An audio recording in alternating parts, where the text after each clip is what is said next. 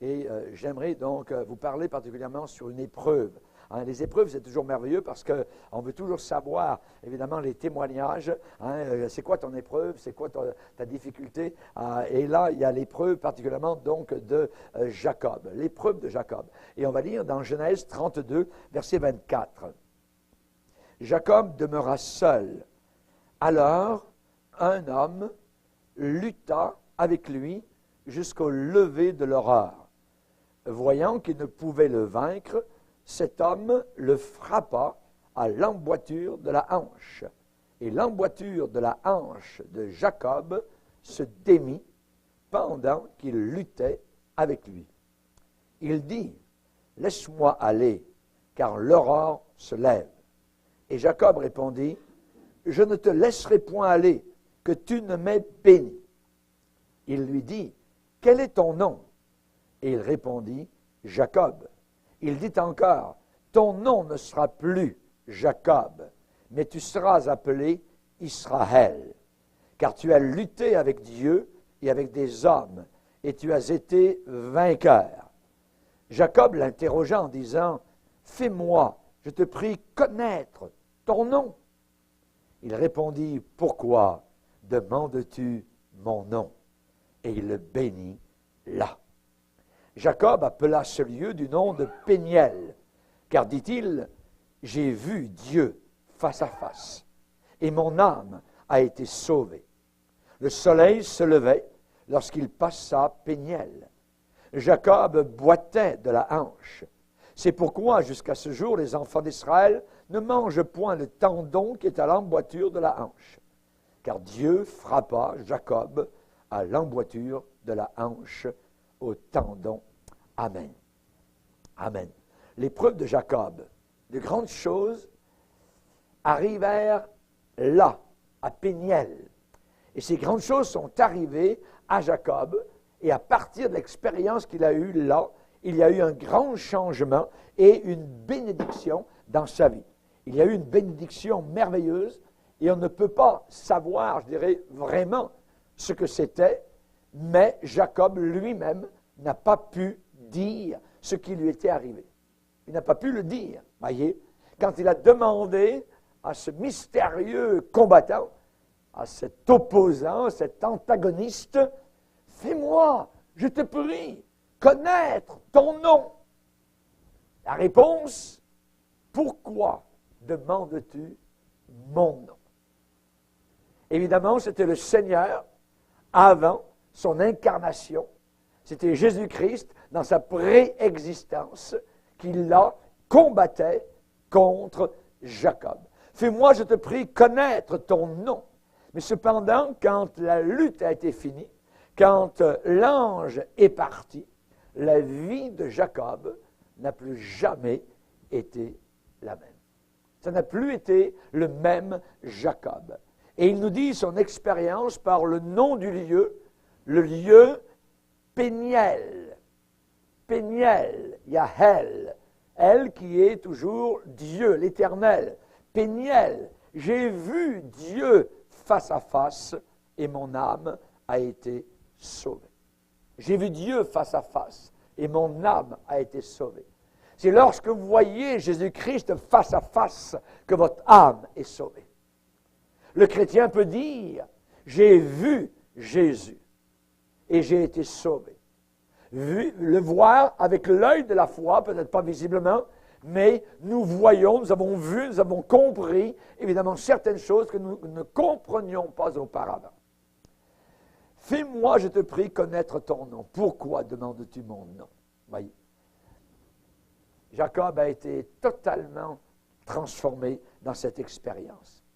Un ange et un homme en train de combattre. Un messager de Dieu. Et l'histoire se répète toujours, fois après fois. C'est l'histoire de chaque homme, de chaque être humain. Nous sommes vindicatifs, nous sommes contestataires, nous avons une nature rebelle et nous combattons. Et parfois, nous avons combattu contre Dieu, contre le Seigneur. Dieu lutte avec l'homme. en essayant de lui apporter l'élément spirituel, l'élément céleste dans sa vie, en touchant la corde de l'éternité dans son cœur. L'homme lutte avec Dieu et Dieu lutte avec l'homme. C'est l'histoire de l'humanité. C'est l'histoire de l'homme. Et bien souvent, l'homme résiste à Dieu et au Saint-Esprit jusqu'à un certain moment où, dans l'humilité, dans la faiblesse, l'homme crie « Je ne te laisserai point aller que tu ne m'aies béni. Je ne te laisserai pas partir sans que tu m'aies béni. Je veux ta bénédiction. Je veux que tu me bénisses. » Rappelons-nous, l'archange Michel a déjà, à une certaine époque, contesté avec, non pas Dieu, mais le diable. Voyez, l'archange Michel a contesté avec le diable et lui a disputé le corps de Moïse. Qu'est-ce qui s'est passé là? On ne le sait pas véritablement. Les choses cachées sont à Dieu, les choses révélées sont à nous et à nos enfants. Voyez, le bien et le mal luttent à l'intérieur de nous. Cette bataille est quasiment continuelle. Le ciel et la terre luttent eux aussi pour la possession de l'âme humaine. Est-ce que l'âme va appartenir au ciel ou l'âme va rester, évidemment, à la terre? On sait particulièrement que le péché projette une ombre très longue, très lointaine. Le péché, voyez, est plus longue, je dirais, que ce que le pécheur pense au moment où il accomplit son péché. L'ombre va très loin et se reporte parfois sur des années plus loin dans le temps. Quand la personne commet le péché, oh, il n'y a pas de problème, blablabla, c'est fini, terminé. Non, non, non, non. Le péché projette une ombre très lointaine, très lointaine. Voyez. Et on sait particulièrement que 20 ans auparavant, Jacob, eh bien, avait fui le clan familial, papa, maman, Ésaü, et il avait fui pour aller vers, justement, donc, la Mésopotamie. Il avait menti à son père, s'était fait passer pour son frère, il avait séduit son vieux père, quasiment aveugle, qui entendait pas très bien, voyez, et il s'était fait passer pour son frère. Allait-il y avoir des conséquences à cela? Finalement, cet homme était un fraudeur. Il avait fraudé, Jacob avait fraudé contre son frère Ésaü. Le premier soir où il dort, quand il s'en va à la Mésopotamie, il a un rêve. Il a comme oreiller une pierre, un caillou, et comme, je dirais, audio, c'est le son du vent au travers des pierres du désert. Béthel. Ce lieu, ça a été appelé Béthel. En allant sur le chemin de la Mésopotamie, il a une vision durant la nuit, alors qu'il dort, d'une échelle merveilleuse, un escalier glorieux d'or, dont le sommet touche au ciel, avec Dieu en haut sur un trône, et le bas de l'escalier touche la terre. Et sur l'escalier, des anges qui montent et qui descendent. Le lien entre le ciel et la terre. Une échelle. Une échelle. Nous savons qui est l'échelle. Qui est le médiateur. Jésus, notre Sauveur. Jésus a dit, vous verrez des choses encore plus grandes, vous verrez des anges monter et descendre sur le Fils de l'homme. Entre le ciel et la terre, il n'y a qu'un escalier. C'est Jésus. C'est le Seigneur. Et Jacob voit cela. Et Dieu lui fait une promesse en disant, je serai avec toi, je ne t'abandonnerai pas, et je te ramènerai dans ce pays que tu es en train maintenant de quitter, par rapport à la colère d'Ésaü. On pourrait dire qu'il avait bien mérité. Et on voit donc qu'en chemin, Jacob avait trouvé un ange, lui aussi, mais un ange humain. Il avait trouvé la fille de Laban. La fille de Laban, si belle, si agréable, la belle Rachel. Et il avait aidé en arrivant au bord du puits. Rachel, non, non, pas besoin, c'est moi qui vais faire boire tes troupeaux. Vous voyez, comme un jeune ado qui veut montrer sa force, tout ça, il veut séduire. La jeune fille, il veut l'aider. Et tout de suite, ce fut le coup de foudre. Tout de suite, ça a fonctionné. Voyez. Elle avait tiré, puisé de l'eau pour ses troupeaux, et c'est lui qui a continué donc à le faire. Elle a gagné tout de suite donc le cœur de Jacob, l'affection de Jacob. Et pendant 14 ans, rendez-vous compte, 7 plus 7 égale 14. 7 multiplié par 2 égale 14. 2 multiplié par 7 égale 14. Voyez? Pourquoi? Parce que Laban, mon oncle, voyez, le tonton, et il en avait dans la tête, voyez. Et il avait dit, donc tu vas, ma fille, tu vas travailler pour moi, voyez. Et il l'a séduit, le séducteur a été à son tour séduit.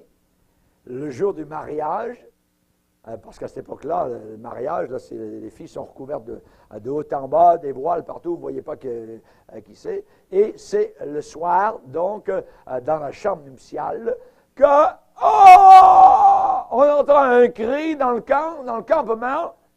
Jacob est en train de crier d'un côté et de l'autre, ce n'est pas Rachel. C'est pas la belle Rachel, c'est sa sœur Léa.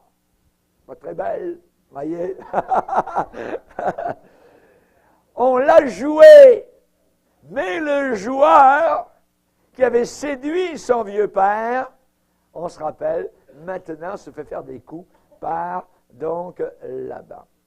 Et Laban dit, tu sais, non, ne t'en fais pas, tout ça, on va s'arranger.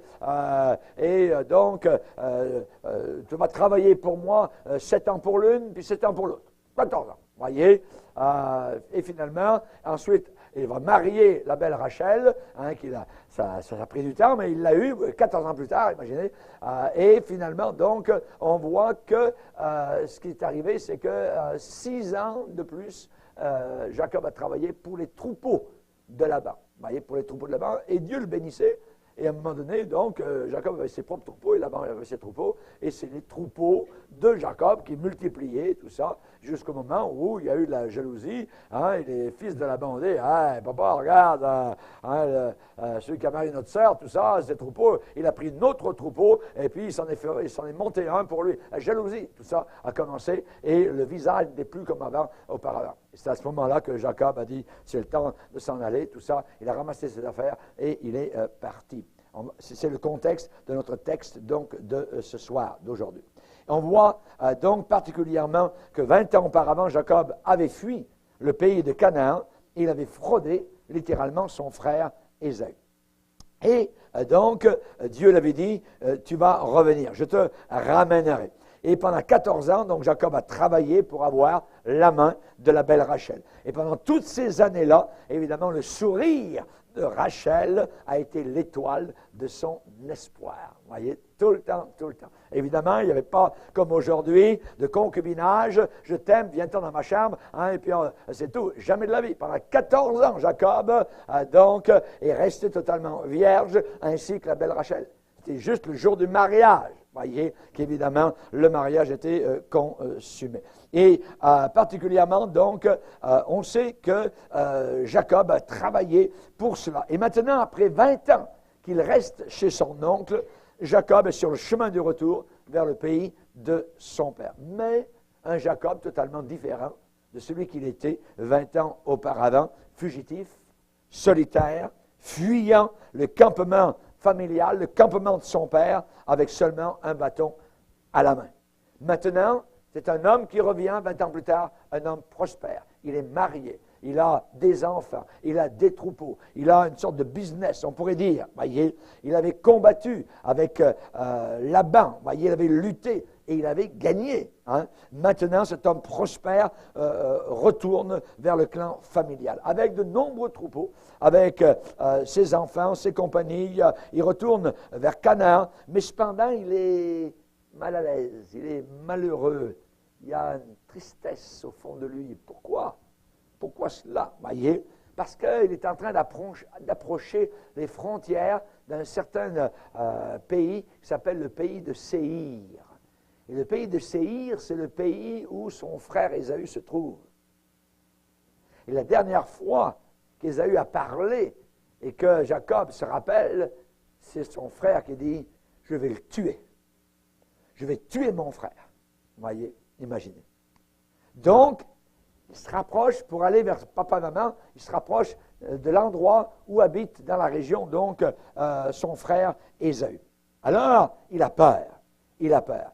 Et alors qu'il pense à Ésaü, Jacob se rappelle, évidemment, 20 ans plus tard. Mais 20 ans plus tôt, c'est comme c'était aujourd'hui. 20 ans plus tard, 20 ans plus tôt, le péché demeure exactement comme c'était il y a 20 secondes que vous l'aviez commis. Et Jacob se souvient très bien. Il approche, ça commence à sentir Ésaü dans le coin. Et il faut qu'il passe. C'est l'endroit avec les troupeaux, avec les femmes, avec les enfants. Il faut qu'il passe. Voyez, il est mal à l'aise, il est malheureux. Et donc, quand il pense à Ésaü, Jacob se rappelle ce qu'il a commis contre lui et il a peur. Vous savez, il n'avait pas beaucoup peut-être eu le temps de penser à tout cela pendant les 20 ans où il a lutté avec le monde, avec la prospérité chez Laban. Et les événements de tous les jours, la ferme, les animaux, les soucis, les plaisirs, les mariages, les dangers, ainsi de suite, avaient semblé comme effacer de sa mémoire la transgression et le péché que lui-même avait commis. Et soudain, la mémoire se réveille. Il se rappelle exactement ce qu'il a fait, ce qu'il a dit. Il se rappelle le claquement des bas de la tente. La maman qui le prend à part lui dit « Vas-y, tout ça, ton vieux père, tout ça, tu vas te faire passer pour... » Il se rappelle tout ça. Et lui est embarqué dans ce jeu-là. On se rappelle comment ça a mal tourné, évidemment. Et Jacob pense, en lui, il a peut-être pensé 20 ans. Ça va tout effacer. 20 ans, c'est long, voyez. C'est assez long pour effacer de la mémoire de mon frère Ésaü ce que je lui ai fait. Lui aussi, maintenant, 20 ans plus tard, il est devenu un grand homme, voyez. Et il a certainement oublié le mauvais coup que je lui ai fait. Mais cependant, on peut dire que Jacob savait que lui-même, en personne, n'avait pas oublié. Lui, personnellement, n'avait pas oublié. Non, il faut faire attention. Celui contre qui on a péché peut oublier, mais non pas celui qui a péché. Celui qui a péché n'oublie pas. Ça reste là. Si on veut l'enfoncer dans la vase, des années, ça remonte à la surface comme la crème du lait. Ça revient. Ça revient.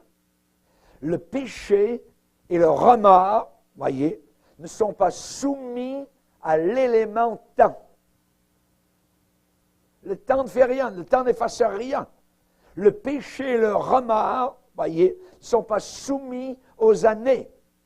Le péché, le remords sont, on pourrait dire, intemporels. Non, ne marche pas avec le temps. C'est toujours frais. Toujours frais. Il y a un homme en enfer qui entend cette parole. Souviens-toi. Les gens qui sont en enfer, dans 20 siècles, dans 200 siècles, se rappelleront pour l'éternité ce qui sera le pire des tourments, et possiblement, ce que je dois vous le dire, par le ver qui ne meurt pas. Le souvenir. Le souvenir.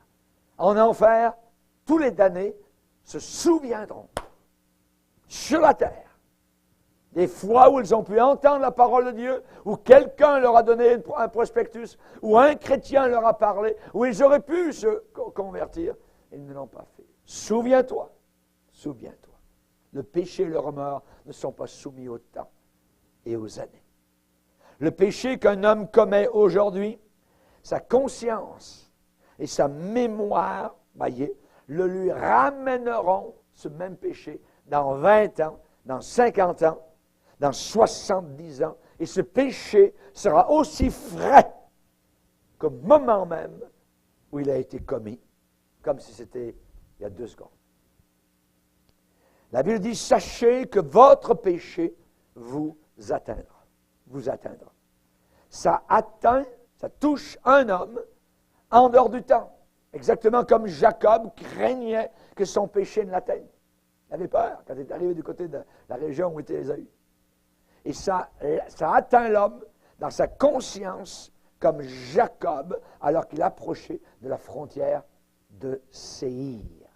Et ça atteindra un homme finalement, inévitablement, inexorablement dans l'éternité. Quand les hommes passeront devant le trône de jugement, toute leur vie qui aurait été enregistrée leur passera sous les yeux. Dieu est capable de rembobiner la vie et de dire, regarde, et les gens ne pourront rien dire, auront la bouche fermée. La bouche fermée. On parle ici de gens, évidemment, non repentis. Nous, comme chrétiens, alléluia, heureusement, le Seigneur dit, j'oublie, alléluia, tous tes péchés. Amen. Amen. Merci Seigneur. Jacob avait envoyé des messagers en avant de lui pour sonder son frère, Ésaü, pour demander grâce à ses yeux. Lisez avec moi Genèse 32. Genèse 32, verset 3. Jacob envoya devant lui des messagers à Ésaü son frère, au pays de Séir, dans le territoire d'Édom. Il leur donna cet ordre. Voici ce que vous direz à mon seigneur Ésaü. Ainsi parle ton serviteur, Jacob. J'ai séjourné chez Laban et j'y suis resté jusqu'à présent. J'ai des bœufs, des ânes, des brebis, des serviteurs, des servantes, et j'envoie l'annoncer à mon Seigneur pour trouver grâce à tes yeux.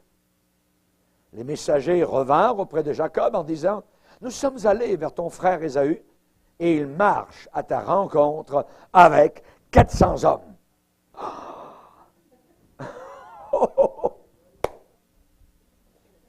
Avec 400 hommes. Jacob fut très effrayé, saisi d'angoisse.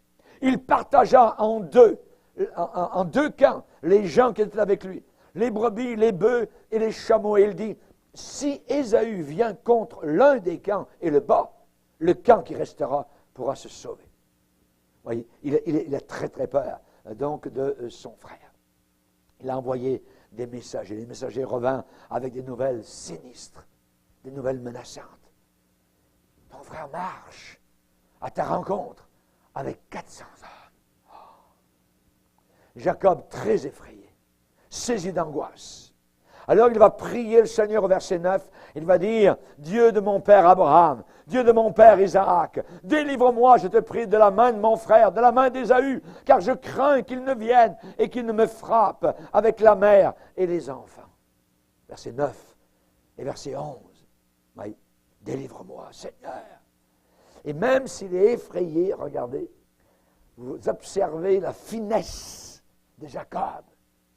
La perspicacité de Jacob, qui ne l'abandonne même pas là dans un temps de crise. Il divise ces gens en 2 camps.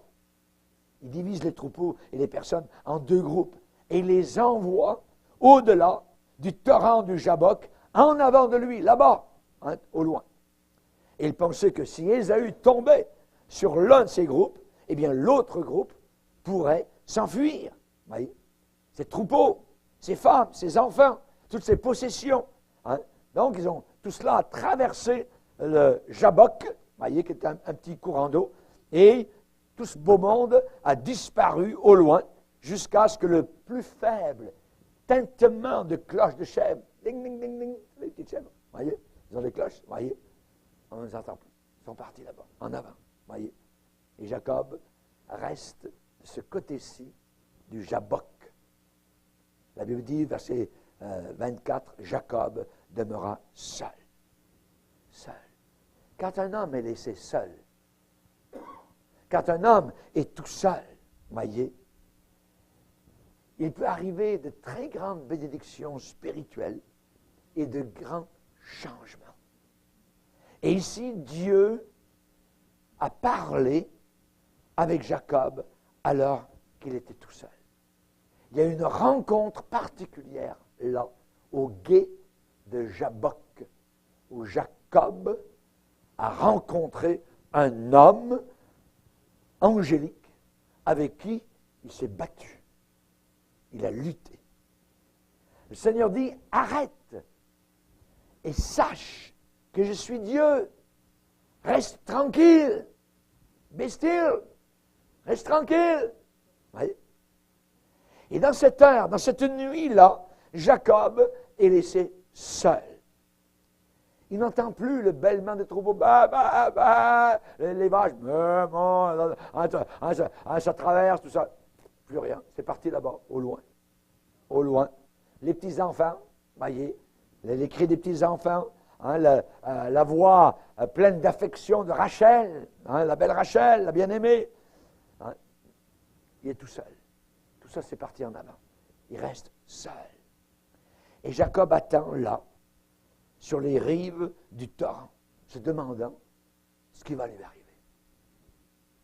Il a peur affreuse de l'approche de son frère Ésaü.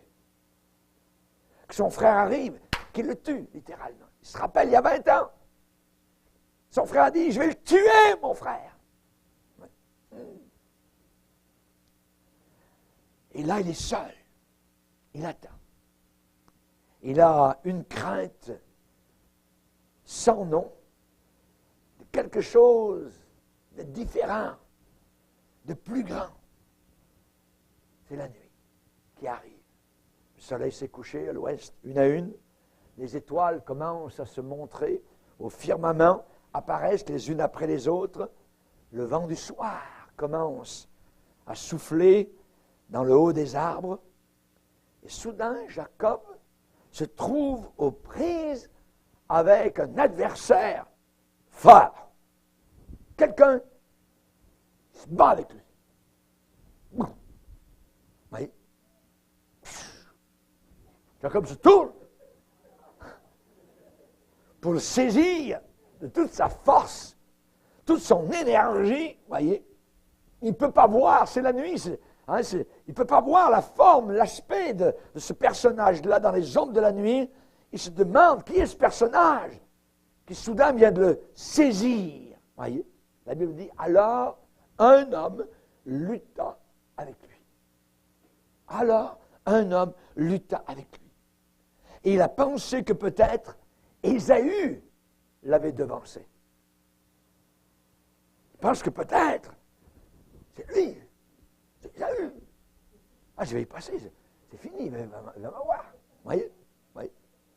Et maintenant, donc, il est venu pour exécuter la vengeance. Mais qui que ce soit, Ésaü ou quelqu'un d'autre, Jacob entre dans la lutte. Il se bat. Voyez? Il entre sur l'arène de combat. Toute sa force. On n'entend rien du tout. Sauf le frottement de leurs pieds sur le sol.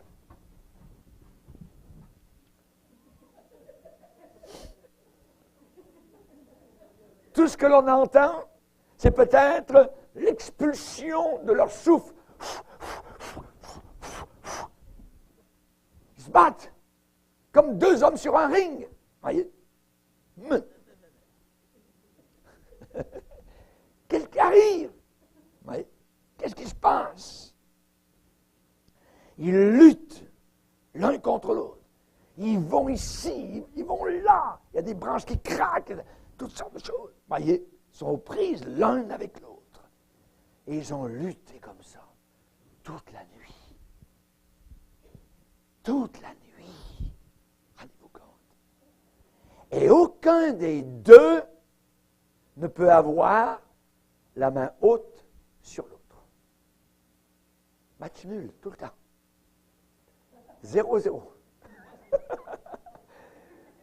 Il n'y a pas un qui marque un point contre l'autre. Ils luttent l'un contre l'autre, aux prises l'un contre l'autre, toute la nuit, imaginez. Et à la fin, le mystérieux adversaire frappe Jacob, tac, à l'emboîture de la hanche. Ah! Ah! Jacob, il ne peut plus courir, il ne peut plus. Ah! Là, il soit vaincu, évidemment. Il est frappé, donc, sur le bord de la hanche.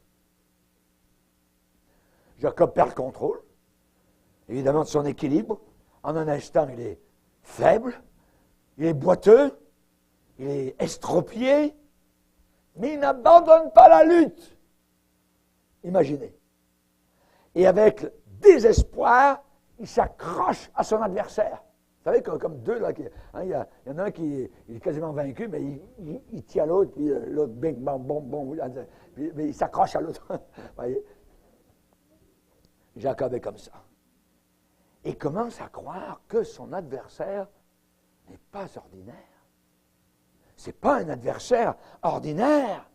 Voilà quelqu'un qui peut le bénir. C'est quelqu'un qui peut le bénir.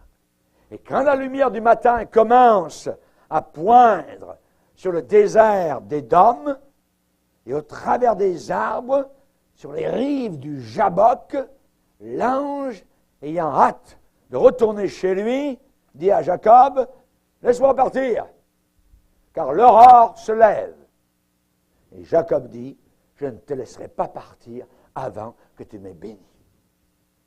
Je ne te laisserai pas partir, aller, avant que tu m'aies béni. » Et l'ange acquiesce.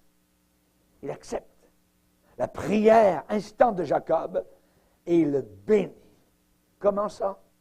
Par son nom, qui maintenant va être changé. Son cœur, maintenant, va être transformé. Jacob, ce qui veut dire le supplanteur. Ça veut dire le supplanteur. Ça veut dire, de cette manière, le tordu, le joueur, le gambler. Vous voyez, celui qui veut avoir la main haute sur les autres tout en ne suivant pas les règles du jeu.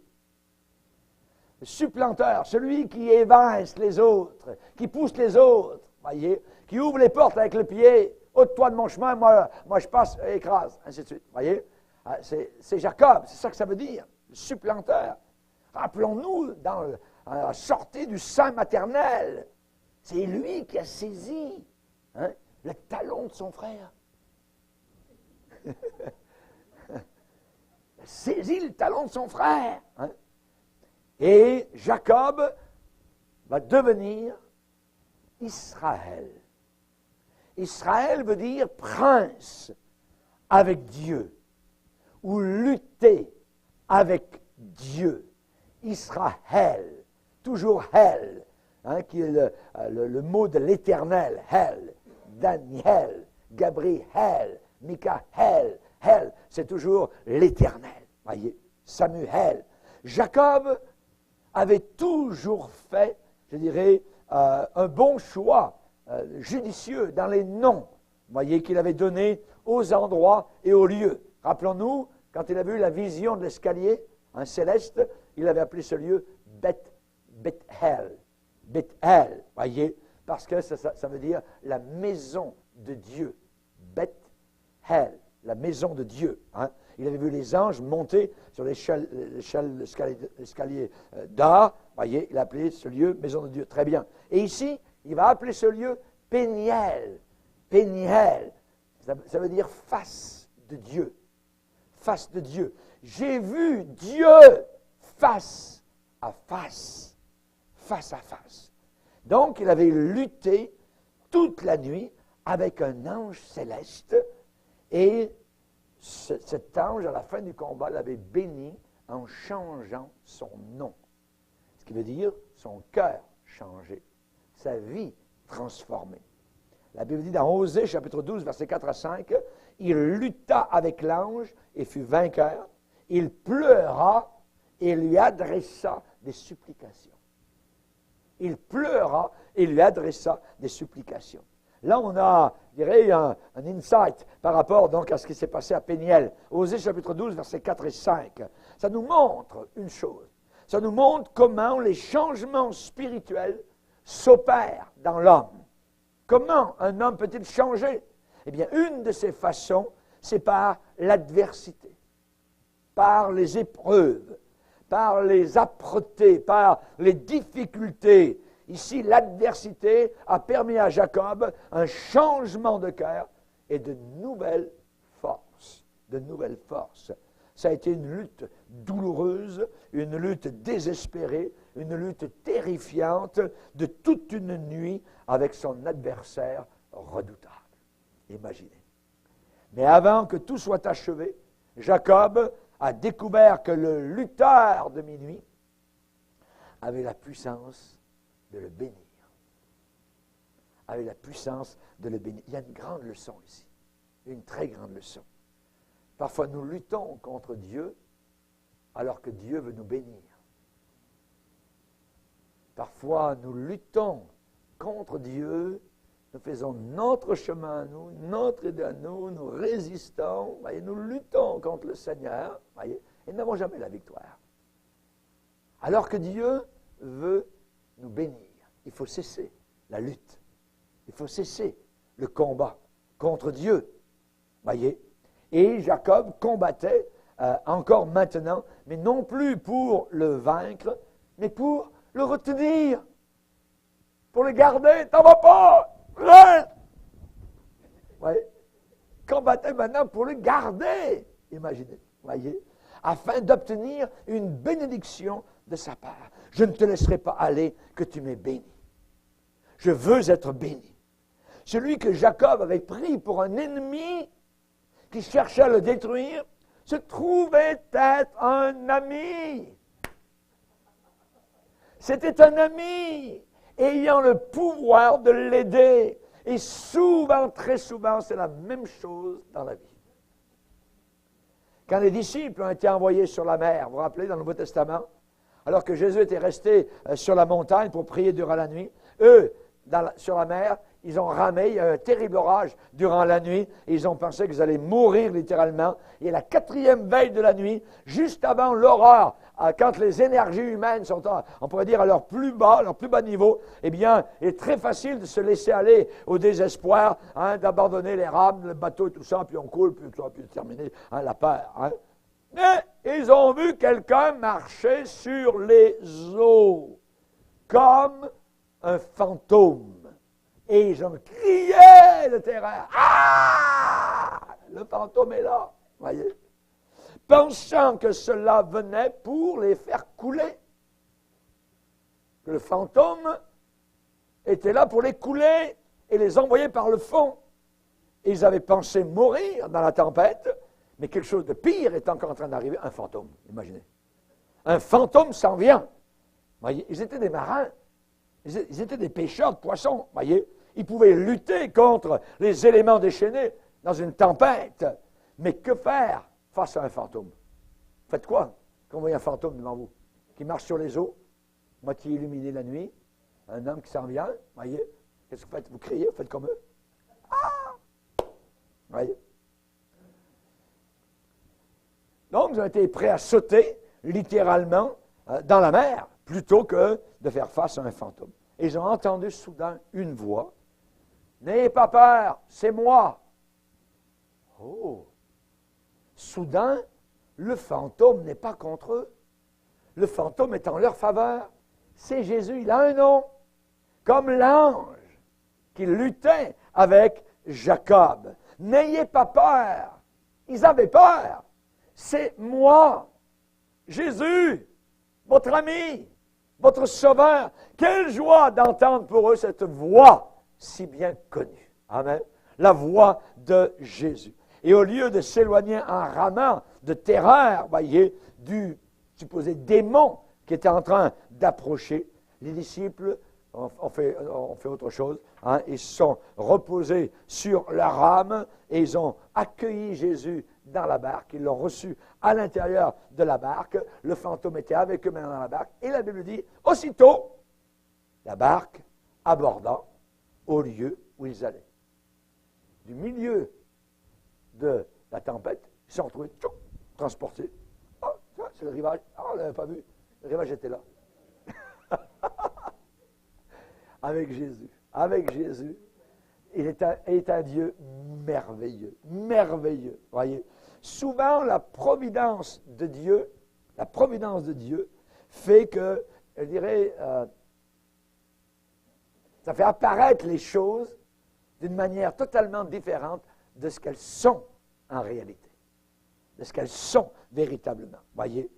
Au cœur troublé, au cœur soucieux, au cœur qui est inquiet, eh bien, ces choses peuvent sembler dangereuses, sembler hostiles, ennemies, voyez, comme dans cette nuit de tempête où Jésus semblait être un fantôme, une sorte de spectre, voyez. Eh bien, ils ont découvert très rapidement que ce fantôme était leur maître, leur ami.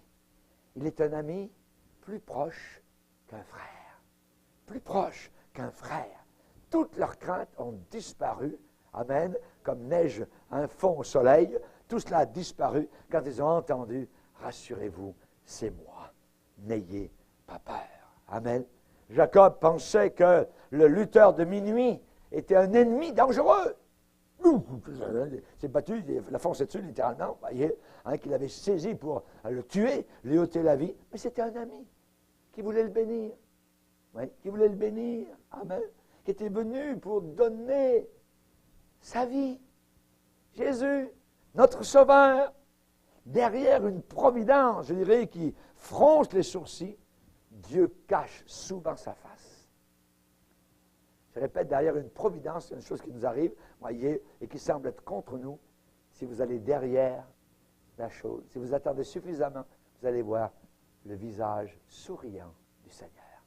C'est de par moi que cette chose est arrivée. C'est une phrase de la Bible. C'est de par moi que cette chose est arrivée. Nous qui la pensions vraiment quelque chose contre nous, quelque chose de terrible, non. C'est une chose au contraire qui va tourner les vents pour notre bien, Amen. Dieu cache souvent sa face, pleine de lumière, pleine de miséricorde, pleine d'amour. Rappelons-nous Joseph aussi en Égypte, vendu par ses frères, esclave dans la maison de Potiphar, faussement accusé de péché et de crime, jeté dans la prison. Il a dû penser que toutes ces choses étaient contre lui. Mais à la fin, il a découvert qu'elles étaient de son bord. Toutes ces choses étaient avec lui et pour lui. Le fer, nous dit la Bible, est entré dans son âme. Psaume 105, on le mit au fer. La version anglaise dit, le fer entra dans son âme. Comme les clous sont entrés dans les chairs de Jésus. Pour Joseph, quelque chose de terrible. Quand Siméon, c'est Siméon ou Gabriel qui a dit à Marie, hein, une épée te transpercera l'âme. Siméon, je pense. Siméon. Une épée te transpercera l'âme. Des fois, nos circonstances sont des circonstances terribles qui nous transpercent l'âme. Ouais. Ça va au très fond de nous-mêmes. On sent le fer. Vous avez déjà senti sur les dents du fer? Les dents ne supportent pas le fer. Voyez? C'est pareil, l'âme, le fer dans l'âme. L'âme ne supporte pas ça. C'est terrible. Voyez? Et Joseph, en Égypte, il est dit, on le mit au fer. Mais une autre traduction, la King James, dit, le fer entra dans son âme. Mais ces choses qui étaient contre lui, finalement, c'était des choses en sa faveur. Hein, que le fer était entré dans son âme seulement pour que son nom soit béni pour Israël. Pour qu'un peuple nombreux soit sauvé. Pour que la nourriture en abondance arrive dans un temps de famine. Toutes ces choses qui semblent être contre lui, finalement, mais Seigneur, c'était pour autre chose, voyez. On ne comprend pas sur le coup, voyez. Celui qui lutte avec nous, voyez. Pourquoi un lutteur dit envoie quelqu'un pour nous tuer, tout ça, il nous déhanche, après, on marche boiteux, tout ça, voyez. Mais c'est mieux de marcher boiteux en ayant, évidemment, la bénédiction de Dieu et notre nom changé en prince de Dieu, que d'être un Jacob, un tourniquet, quelqu'un qui cherche par en dessous, à tourner, à faire des mauvais coups. Non, non. Vous voyez, le Seigneur, il fait tout à merveille pour sauver la vie à un peuple nombreux. Parfois, les hommes combattent avec tristesse, comme avec un adversaire dangereux, le Seigneur, seulement pour découvrir à la fin que la douleur au travers de laquelle ils ont passé, c'est leur ami. Cette douleur, c'est leur ami. Je vais vous donner en terminant un témoignage de William M. Taylor, qui était un des grands prédicateurs au 19e siècle. Il était en train de quitter sa maison à Liverpool, en Angleterre, pour aller prêcher à Glasgow, au nord de l'Angleterre. Et alors qu'il quittait sa maison pour aller à la gare, la dernière chose qu'il a vue, sur laquelle ses yeux se sont posés, c'est sa petite fille. Sa petite fille, il était grand-père, sa petite fille qui lui disait au revoir à la fenêtre, alors qu'elle était dans les bras des grands-mères. Lui s'en allait prêcher. Et alors que la voiture qu'il avait prise de sa maison pour aller à la gare, donc s'en allait, l'enfant disait adieu, donc un au revoir à son grand-père, tendre et affectueux de la main, tout en riant comme les jeunes enfants savent le faire. Et lui, le prédicateur, de dire, plusieurs fois pendant le voyage en train jusqu'à Glasgow, la vision de ma petite fille vint à ma mémoire et remplit mon cœur de joie. Mais il ne devait plus jamais la revoir. Elle est morte pendant qu'il prêchait à Glasgow. Le matin suivant, il a été renversé d'apprendre par un télégramme la mort soudaine de sa petite fille. Au premier abord, il semblait que c'était véritablement un coup qui ébranlait sa foi, qui écrasait ses espoirs. Il aimait tellement sa petite fille et ça éteignait complètement toute sa joie. Au premier abord. Mais alors que les années ont passé, la vision de l'enfant lui disant adieu lui revint. Et il semblait que c'était comme si Dieu avait placé l'enfant à la fenêtre du ciel pour l'accueillir, lui, le jour de sa mort, dans sa demeure éternelle. Et le prédicateur a dit, et je cite, « Je ne donnerai pas ce souvenir pour tout l'or du monde. Je ne veux pas me départir de toute l'inspiration que ce souvenir provoque en moi pour tout ce que le monde peut offrir. » Ça a été une bénédiction pendant le reste de sa vie, sa petite fille lui disant au revoir, voyez, papy, au revoir, tout ça. Hein? Chers amis, il y a des choses qui nous semblent à prime abord difficiles à avaler ou à accepter. Mais plus tard, voyez, elles peuvent produire une grande bénédiction. Amen. Que Dieu soit béni. Père, nous te bénissons pour ces moments de réflexion que nous avons à l'intérieur de nos cœurs. Si le fer pénètre notre âme, Seigneur, nous te demandons que tu puisses nous aider à faire en sorte que nous ayons un regard plus haut, plus loin, vers toi, là-haut, dans la gloire, Seigneur. Quand nous ne comprenons pas, Seigneur, nous ne voulons pas lutter contre toi. Nous ne voulons pas être rebelles contre toi, vindicatifs ou murmurer. Mais nous voulons simplement, Seigneur, te dire, Seigneur, je ne comprends pas, mais tu as toutes choses entre tes mains. Seigneur, nous voulons mieux te connaître, parce que nous savons que les événements, les difficultés, les combats et les luttes que nous pouvons avoir peuvent nous apporter une nouvelle connaissance de toi-même. Seigneur, nous te bénissons. Nous te glorifions, Seigneur, pour toutes les hanches cassées, pour tous les tendons que tu as démis, Seigneur, dans nos vies. Tu as permis ces choses, Seigneur, pour que nous puissions être soumis, pour que nous puissions vraiment voir ta face, que nous puissions te comprendre d'une façon plus nette et plus claire. Merci, Seigneur. Nous voulons te glorifier, Seigneur Jésus, en te disant, nous ne voulons pas te laisser aller avant que tu nous aies bénis. Bénis-nous, Seigneur. Nous voulons dire, comme Jaébetz, dans le livre des Chroniques, bénis-moi, étends mes limites, que ta main soit sur moi, préserve-moi du malheur. Et Dieu lui accorda ce qu'il avait demandé. Oui, le bonheur et la grâce nous accompagneront tous les jours de notre vie et nous habiterons dans la maison de l'Éternel jusqu'à la fin des jours. Merci, Seigneur, pour les difficultés, les épreuves, ce que nous ne comprenons pas, nos larmes salées, nos difficultés, Seigneur, nos larmes amères, tu as promis de les essuyer. Le soir arrivent les pleurs, le matin l'allégresse. Seigneur, il y a un matin, il y a un soleil qui va se lever, Seigneur. Oui, peut-être nous aurons la hanche démise, mais nous t'aurons vu d'une nouvelle manière. Notre nom aura été changé et nous ne serons plus les mêmes. Nous voulons progresser de gloire en gloire, de progrès en progrès, mieux te connaître. Nous ne voulons pas que le feu dans notre cœur se repose sur les cendres du passé. Nous voulons, Seigneur, qu'il y ait un enlèvement des cendres pour que le feu et le souffle de l'Esprit puissent souffler d'une manière nouvelle et fraîche, et que nous puissions te connaître d'une manière tout à fait nouvelle. Merci mon Sauveur, aide nos frères et sœurs dans ces vallées de larmes, Seigneur, à toujours avoir nos yeux fixés sur toi. Merci notre Père, dans le nom puissant de Jésus. Amen. Et tout le peuple dit Amen. Gloire